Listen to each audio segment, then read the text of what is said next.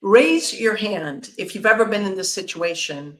You walk into the convention center where you have been attending meetings, and there's the social, and you don't know anyone, not even one smiling face. Or you go to the company picnic and you're new and you don't even know who to sit with. Or even worse, you get into a virtual meeting and you're thrown into a breakout room with people you don't know. What I'm describing are nerve-wracking social situations that happen to us quite often in the workplace. And it doesn't have to do with you being an introvert or an extrovert. It has to do with you having the skills to enter and exit conversations. And I wanted to share a few of those tips with you on how to gracefully enter and how to gracefully exit and how to build rapport in the meantime. So for the entering and exiting social hour, sort of the face-to-face, here's some tips. First of all, small group targeted entry.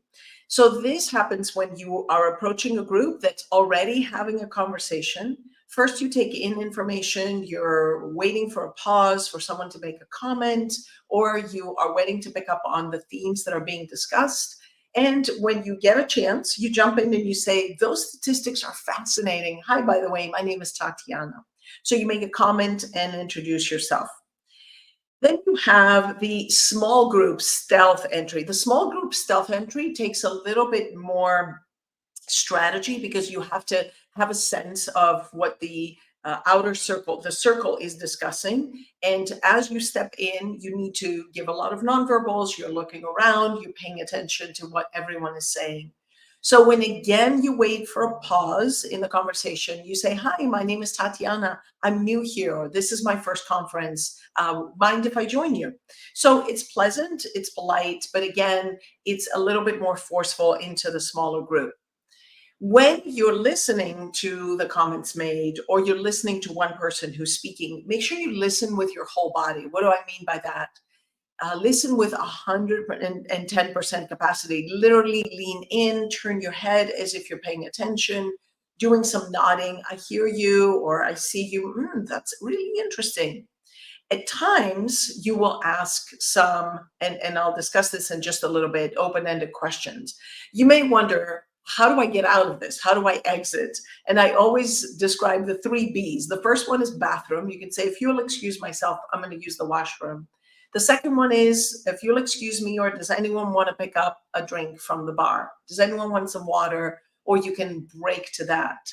And the final one, which usually is one that I use quite often, is to say, I don't want to take up too much of your time. I have one more question. So you're signaling that you're exiting, or you can say, I'm sure there's other groups, or you can beeline or go with them to another group. There's other groups that we should join, or I don't want to keep you from others. So you sort of make it more about the other person, but be brief, be polite, and exit with that in mind, with the what's in it for them. Now, I did talk about you being in a virtual meeting, and I want to make sure that I give you some tips on conversations with that as well. The first tip is into how to establish common ground. So usually in virtual meetings, everyone enters, and until the organizer says, let's start, there's sort of this lag time where you can build some rapport and talk about context, talk about how is everyone doing, where's everyone coming in from, tell me a little bit about your industry. So depending on if you're the outsider, they know each other, or everyone is new to the environment. You may want to replace silence as everyone is sitting with open-ended questions. So did everyone watch the game the other day? Or is everyone enjoying the weather? Or is everyone enjoying their time with their family or their time outside or something like that? And then that gives people an opportunity to discuss too. Another thing in virtual or in-person meetings, you want to pick up on themes of things that you've discussed, and that allows you to follow up. If you're going to follow up with a LinkedIn private message or an email and say, I really enjoyed talking to you. I thought it was crazy how everyone was interested in this. So you are referencing the context of the theme that was discussed. So again, as you think of exiting a virtual meeting, I mentioned being thrown into a breakout room. Keep in mind that those breakout rooms have a countdown, and sometimes you get cut off. So you may say, before we leave, I want to make sure everyone does this, or maybe you ask one last question. I have a course on LinkedIn Learning called Starting a Memorable Conversation. And in that course, I share a formula of three things that you want to do before you start discussing with someone. First is to read the environment and read the setting. The second one is to comment, make sort of an open-ended comment, and finally engage with more of a question or of a deeper comment, depending on the first two. So, starting a conversation, note that not everyone is ready to start a conversation. Some people are looking at their phone, that signal that they're not open to chatting. Maybe they have a newspaper or a book that they're reading. So you want to read the environment of where they are and not step into their space. However, I'm sharing this with you because this is an opportunity for you to practice starting conversations or practice engaging in this way with more of a back and forth. So you can just make a general comment, look at someone, smile, like, how are you today? Hello, that's it. That's just the reading and the short engagement.